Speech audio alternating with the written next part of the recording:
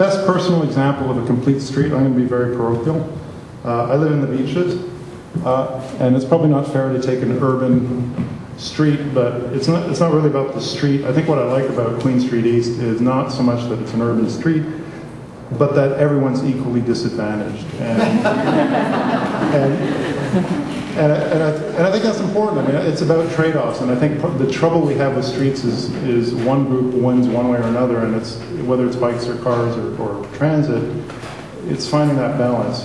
So here, the sidewalks aren't quite wide enough at certain times of the day. The parking's a bit tight. The lanes are narrow, and you're fighting with a streetcar. You're trying to get around it. You're trying not to get clobbered by the tracks. And there's sort of a bike lane there, but not really. So everyone's unhappy, but it works. So that I'll skip past that one. I did another project in San Diego, not this one, but when I was there, what I love about this is, and it's funny, is you think of the time and effort that was spent, they got the wide sidewalk, they got the trees, they got the pavement, they got the coloring, and it's wonderful, except for the utilities. This is a real photo. I took this in Istanbul, and this is kind of complete street extreme, where everything's kind of jammed in there. And what I love about this is there's a building here, where they have a happy hour. I don't know if you can see that.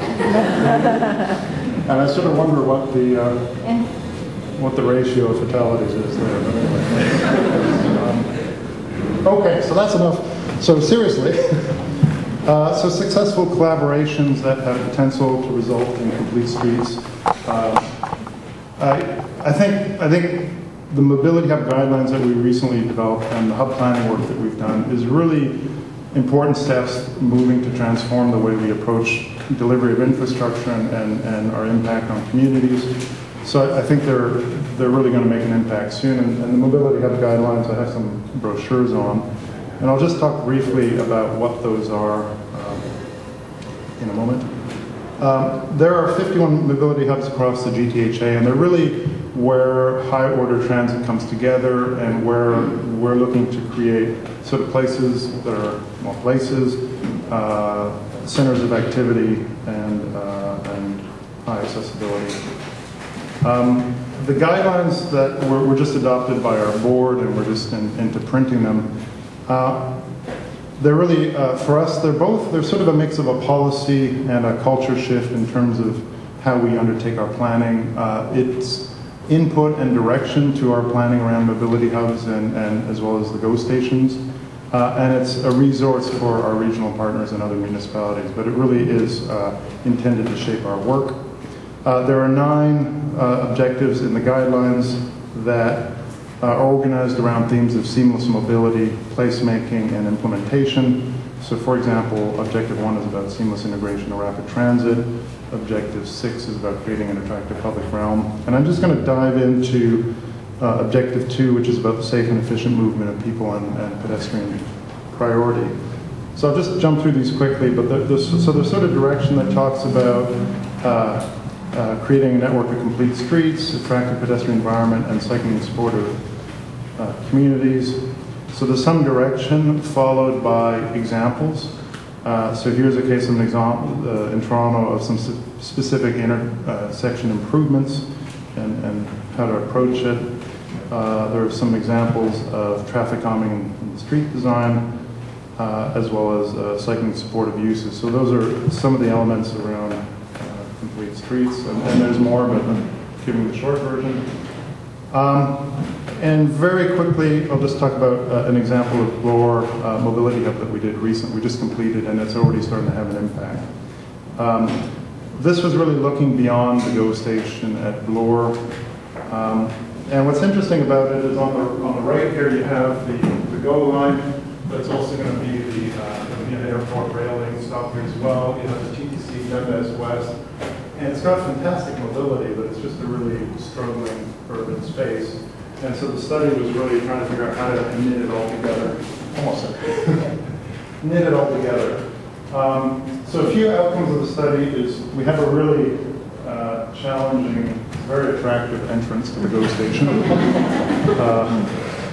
So some of the proposals are really changing, not just the design, but the community itself. So this proposal is really about changing the dynamic of the station and how it interfaces with the street and opening it up to the street. And we're actually building the station, so it's going into design now. It will be, this was a design concept, so it'll influence the station, but these were some renderings to get at the look and feel. As they go through design, it'll be adjusted, but that's kind of it's a good start as a concept to work with. The mobility hubs also look at the area around the station, how you get to the station, what's the quality of the environment, the connections and the walking, cycling, and as well as traffic flow, and land use. So they look very comprehensively, and this is just an example of the sort of phasing that we look at. The hubs are available on our website at Metrolinx.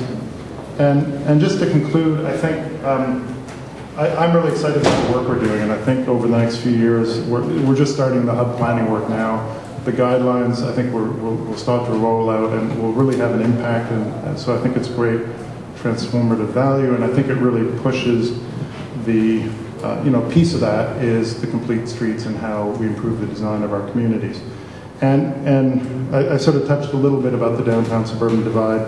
I think one of the key aspects of our work is that a lot of it, not all of it, but much of it, focuses around GO stations. So many of those are in suburban contexts. So it's bringing appropriate solutions there. But we're also looking at Eglinton. So we're funding the new concept moving ahead now.